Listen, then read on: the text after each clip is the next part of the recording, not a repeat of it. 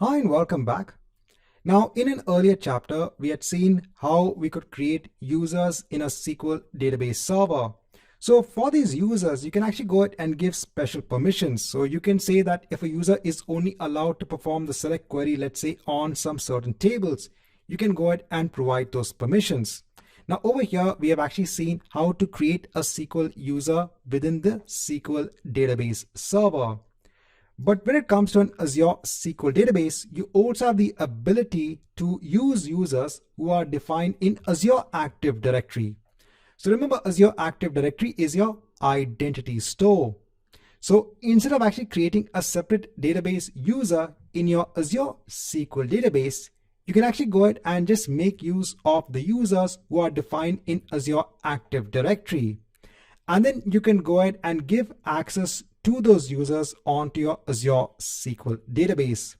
So instead of the extra maintenance burden of defining separate users in your database server, you can go ahead and make use of the users that are defined in Azure Active Directory. So the simplistic way of enabling this is, so first you go on to your database server for an existing Azure SQL database. Over here, you have to go on to Active Directory Admin.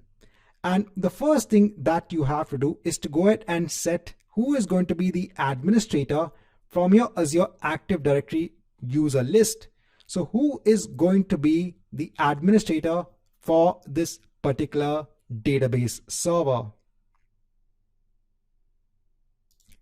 So over here, for example, if I go ahead and select one of my users, I can go ahead and hit on select over here, and I can go ahead and hit on save. So over here, I'm going ahead and setting up an Active Directory administrator first. Now I can go ahead and take this username. Now in SQL Server Management Studio, I can go ahead and connect on to the database engine, the same server name. Over here, I can go ahead and choose Azure Active Directory Universal with MFA. And over here, I can go ahead and give that username and hit on connect. So it allows me to give the password for the account. So since this was a new user, I need to go ahead and just update the password.